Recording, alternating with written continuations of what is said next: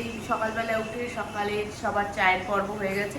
শাশুড়ি মার শুধুমাত্র অনলি ব্রেকফাস্ট হয়েছে, বাকি কারো ব্রেকফাস্ট হয়নি, হবে। আর আমি এদিকে চটজলদি রান্না বসিয়ে দিয়েছি, কারণ এসির সার্ভিসিংয়ের লোকটা আজকে আসার কথা। কালকে রাতে আরেকবার ফোন করে কনফার্ম করা হয়েছে, সে 10টা টাইম হয়েছে, তার জন্য বিছানা বাটি সব লোড করতে হবে, কিছু তোলা হয়নি ঘরে। তারপরে কম্বলটা কাজু করে আজকেও আবার রিস্ক পাচ্ছি না, কারণ আজকে আবার বৃষ্টির সম্ভাবনা রয়েছে, কাল থেকে টানা হবে। কারণ কম্বল যদি আমি ঘরে কাছি আর যদি ঠিক করে না সারে পুরো গন্ধ হবে, মানে একটা বিচ্ছিরি ব্যাপার হয়ে গেছে। তো যাই হোক, ওই ব্যাপার রয়েছে। আর এদিকে তার জন্য রান্নাটা তাড়াতাড়ি করে বসিয়ে দিচ্ছি। এখানে একটু পটল চিংড়ি করবো, আলুটা ভাজছি। কালকে রান্না তো ধরা বাঁধাই রয়েছে, আর একজন তো খাইনি, তোমরা জানোই। রাত্রিরেও তাকে তো কেমন খেতে দিলাম সেটাও তোমরা দেখেছো। আর ওইদিকে শ্বশুরমশাই শাশুড়ি মা আর ডাক্তার জন্য একটু মাংস রান্না করে দেওয়া হয়েছে, এই মাংসটা করে আছে, একবার দেখে দাও, তুমি যাও। দেখছি, এই দেখো ও যেমন বললো মাংস এদিকে রান্না হয়ে রয়েছে। আর hi hello good morning from me also, আমার তরফ থেকেও তোমাদের কাছে গুড মর্নিং। আলুগুলো ভাজা হয়ে গেছে। এখন এই চিংড়ি মাছটা দুদিন ধরে পড়েছিল, কি করতে হবে, আজকে করেই দিই, করার নেই, করতে তো হবে। আর ওইদিকে যাই হোক, এখন দেখা যাক লোকটা কখন কি আসে না আসে। আর একজন তো ক্যামেরার ওপর থেকে কথা বলছে, তার এখন কি অবস্থা এখন আমার শোনা হয়নি, টাইমই পাইনি। মানে সে ফ্রেশ হতে গেছিল বাথরুমে। এখন শরীর মোটামুটি একটু ঠিক আছে, সকাল থেকে তো ঠিকই থাকে, তারপরে বাবা মাছটা একটু সব খেয়েছে। দেখা যাক তারপর কিরকম থাকি। এখন তো ঠিক আছে।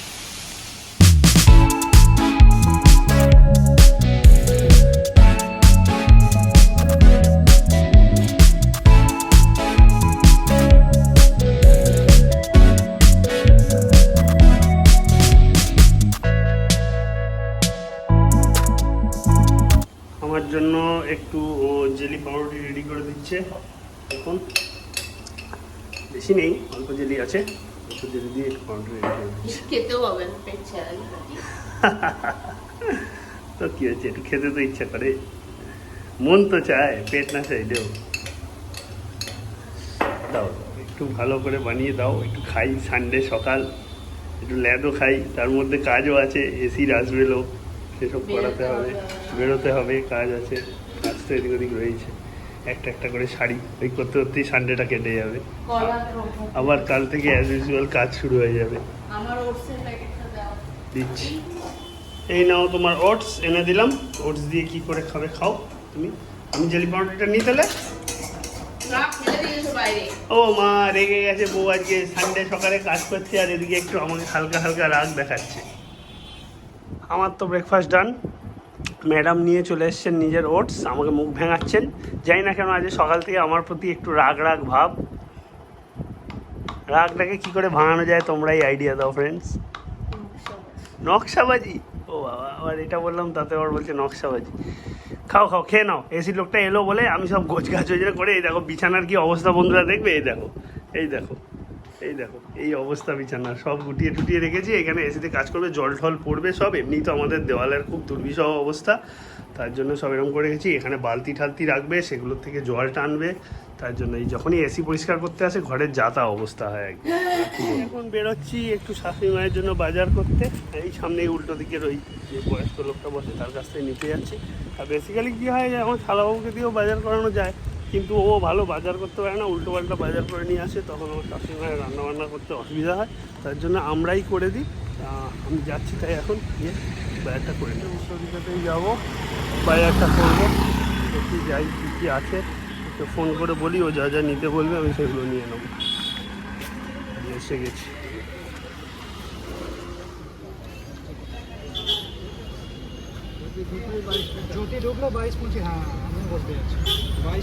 হয়ে গেল আমার বাজার, সরি ফ্রেন্ডস, হয়ে গেল বাজার করা। ঢুকলাম ভেতরে, এগুলো রাখি, রেখে তারপর পরে আবার শাশুড়িমাকে দিতে যাবো। আপাতত রান্নাবান্না করছে, আমার দিকে এসির লোকটা এসে গেছে আমার এসি সারাতে। এই যে নামছে, ভেতরে আসুক, তারপরে এসি সারানো স্টার্ট হোক। চলে এসছে আমার এসি ঠিকঠাক করতে। আপাতত সব খোলাখুলি হয়েছে, যথেষ্ট নোংরা হয়েছে গো, কালো হয়ে গেছে পুরো, যথেষ্ট নোংরা হয়েছে। সব পরিষ্কার হবে। এই যে বডি খোলা হয়ে গেছে, এদিকে জলের সব সেট করছে, এসির কাজ শুরু হবে। এদিকে এখন জ্যাকেট ট্যাকেট পরানো হচ্ছে যাতে জল না নিচে পড়ে।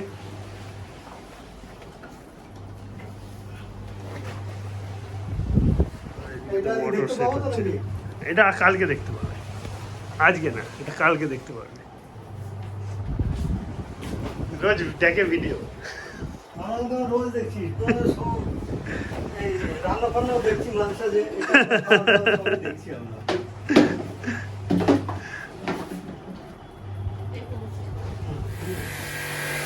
পুরো জেট সার্ভিস চলছে। ফোম দেবে, এরপরে ফোম দিয়ে ওয়াশ করবে।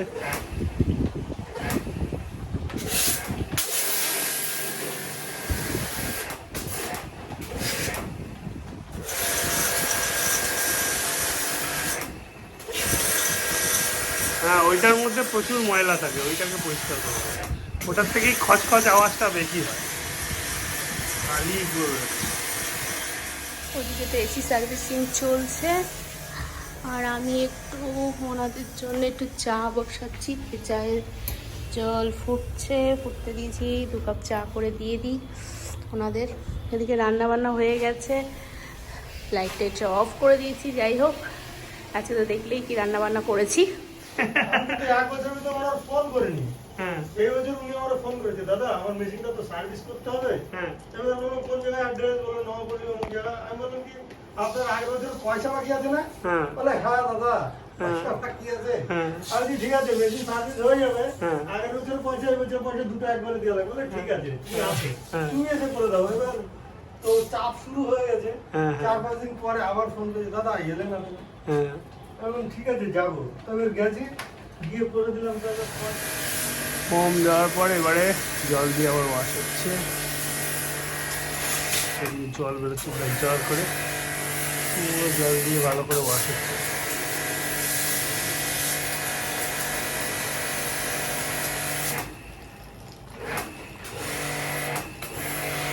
সাথে সাথে বাইরেটাও পুরো ক্লিন করলো। এ দেখো জলে জল সব, এখানটাও মই দিয়ে উঠে পুরো পরিষ্কার করেছে মেশিনটাকে। মেশিনটা পুরো পিচ কালো ময়লা হয়েছিল, সব পরিষ্কার হয়ে গেছে এখন। এবার আবার ভেতর দিকে গেল, এবার ভেতর দিকে মোছামুছি করে সব লাগাবে, তারপর দেখা যাক কীরকম সার্ভিস। দাদা আর বাবা মিলে একটু বাঁশ কাটাকাটি করছে, কেননা ওই আমাদের ওই পাশের গেটের বাইরে বাঁশের বেড়াগুলো ভেঙে গেছে, সেগুলো লাগাবে বলে। তার জন্য সব বাঁশ টাশ কেটে দুজন মিলে রেডি করছে। রবিবার ফুল অফ অ্যাক্টিভিটি। হ্যাঁ, ক্লিয়ার করে দিতে পারতেন, বুঝতে হয়ে গেছে পরিষ্কার। এবার টেস্টিং হচ্ছে কীরকম ঠান্ডা হয়। চালানো হলো, সেটিং করা হলো, এই সব গোছগাছ চলছে। বাইরের ভেতর সব ভালোভাবে পরিষ্কার হয়ে গেছে, হোপফুলি খুব ভালো কুলিং দেবে। ভালো আছে স্যার। হয়ে গেছে সব ঠিকঠাকভাবে, এবার বেরোবে। হলো, চলো আর একটা কাস্টমার হয়ে গেল, আবার যেতে হবে তোমায়। তো চলো, কাজ টাজ ডান, এবার বেরোনোর পালা। এই তোমাদের সঙ্গে একটু শেয়ার করলাম।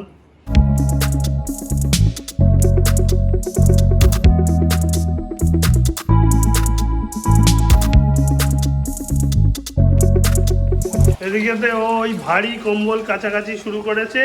রোজ রোজ কাচবো কাচবো করে কাঁচা হচ্ছে না। এই কম্বলটা জল পড়লে যে কি বিভৎস ভারী হয়ে যায়, তাও ও দায়িত্ব নিয়ে বললো আমি কাচ্ছি। এইভাবে রোজ রোজ পড়ে রয়েছে, দিন চলে যাচ্ছে, কাঁচা আর হচ্ছে না, তাই এখন কাচতে নেমেছে।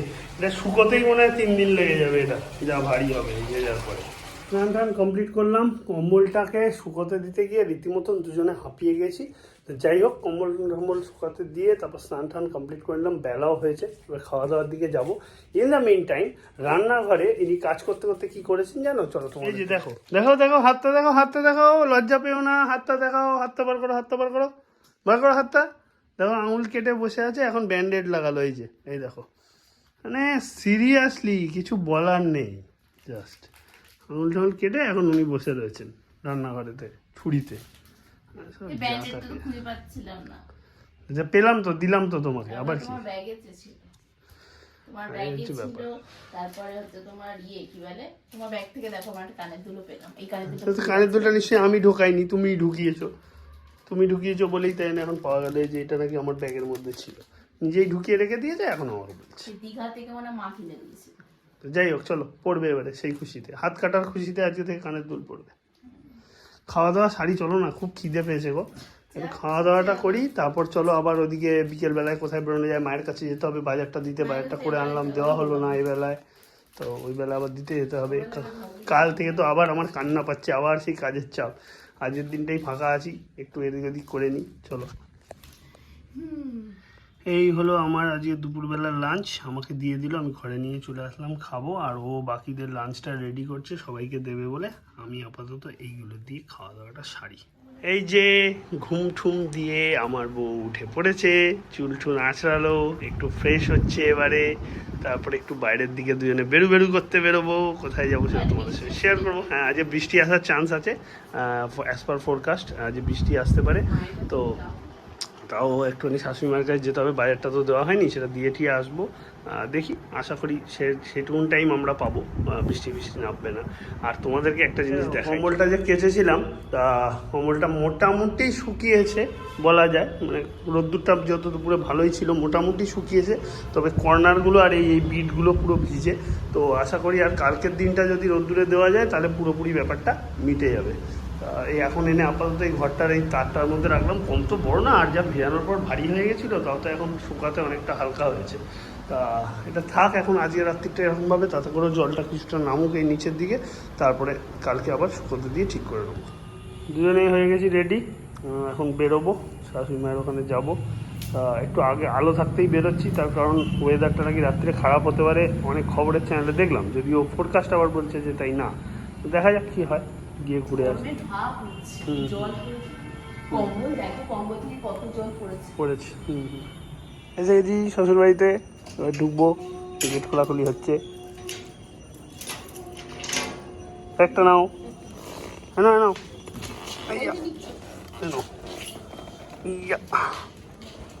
আমি যাই ভেতরে, যাই গিয়ে বসি, একটু কথা টথা বলি। এই যে এসে গেছি, কথা বলি, আড্ডা মারি। এই যে ব্যাগ নামিয়ে দিলাম, বলো কিছু। কি বলবো, মা কচুর শাক খুঁজে আনতে বলে যে কোথাও পাইনি, লাস্টে এইখানে একটা বুড়ির কাছে পেলাম, তার এক পিসি ছিল। কচুর শাক এক পিসি পাওয়া গেছে। কচুর শাকের ইচ্ছা হচ্ছিল, হুম, জ্বরে পড়ে মুখটা কেমন হয়ে গেছে। তাই জন্য জানি না গলা ধরতে কি কচুর শাক জানি না, বুড়ির কাছে একটাই ছিল। আমি আবার বাজারের দিকে, এখন ভেতরের বাজারের দাম বেশি, ডবল। ডবল। বাইরে গাজর বলছে 20 টাকা কেজি, ভেতর বলে 20 টাকা 500। 20 টাকা কেজি। এবার রাজা বলি কি ওই তো দেখি কেমন কম হল, আমি বললাম ঠিক আছে, একটু চলো তাহলে এদিকে 20 পাশে, আবার এদিকে আসলাম 30। ভালো কথা, 30 টাকা কেজি।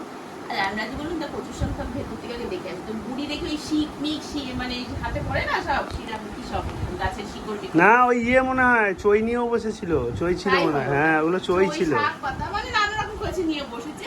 এবার আমি যখন বলি এটা কি কচুর শাক, বলছে হ্যাঁ। আমি ঠিক আছে, নেবা নিয়ে যান যে কত পুরি, বলে নিয়ে যা, এটাই একটাই আছে। আমি ঠিক আছে, বাজারটা ঘুরে আসছি, নেবা তো? হ্যাঁ আসছি। তারপরে বাজারে গেছি, বাজার তো বাড়ির দিকে রওনা দাও। হ্যাঁ, বাড়ির দিকে রওনা দেবো এবারে। হলো অনেকক্ষণ গল্প হলো, রাত্রিরও হলো, 8টা বাজতে যায়। চলো এবার বাড়ির দিকে যাই। চলো, এসে গেছি আবার ভারতীয় জনঔষধি কেন্দ্রতে। কিছু মেডিসিন আমার শেষ হয়ে এসছে, সেগুলো নিতে হবে, তার জন্য এসে লাইনে দাঁড়িয়েছি। ভালোই লাইন বাবা, 3-4 জনের পরে সময় লাগবে একটুখানি। ওদিকেতে ও তো অবভিয়াসলি ভিডিও করছে, বুঝতেই পারছো, তবেই আমাকে দেখতে পাচ্ছ তোমরা। যাই হোক, আমি এখন দাঁড়াই, হোক, তারপর নিয়ে যাই। আমি আর ও চলে এলাম দোলতলার বাস্কিন রবিন্সে। এই দেখো বাস্কিন রবিন্সে অনেক দিন আগে আমার পার্টনার আমাকে ওর ভাগ্নের জন্ম হয়েছে বলে, তার জন্য সেই হিসেবে কুপন পাঠিয়েছিল। হ্যাঁ, হয়েছে বলে, হ্যাঁ জন্ম হয়েছে বলে কুপন পাঠিয়েছে। সেই কুপন আর খরচা করা হচ্ছে না অনেক দিন ধরে, তাই আজকে ভাবলাম চলো দেখি গিয়ে বাস্কিন রবিন্সের কীরকম হয় খেতে, একটু খেয়ে টেস্ট করে দেখা যায়। হ্যাঁ, ডায়েট ছড়িয়ে দিয়ে একটুখানি যাই হোক, 12টার বাজি হোক, চলো একটু খেয়ে দেখি বাস্কিন রবিন্স কিরকম খেতে।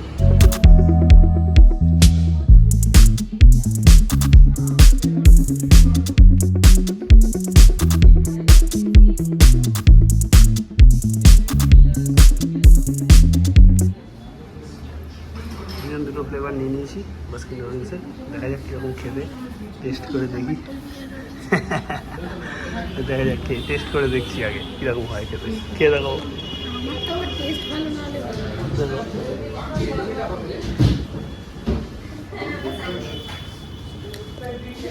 মোটামুটি আমার বুড়িটা কতটা বেড়ে গেল। বারুদ গে খেয়ে কিরম লাগলো সেটা বলো তো, অনেস্টলি বলবে।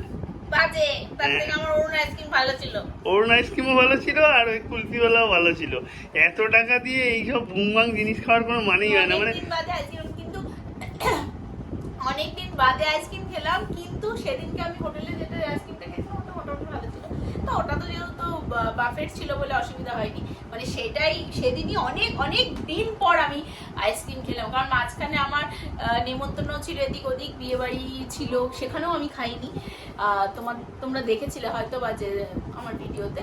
তো আমি সেদিনকে রেস্টুরেন্টে আমি অ্যাকচুয়ালি সব রকম আইসক্রিম খেতে পারি না, এটা হচ্ছে আমার সবথেকে চকলেট চিপ দেওয়া থাকলে সেই আইসক্রিমগুলোও খেতে পারে না।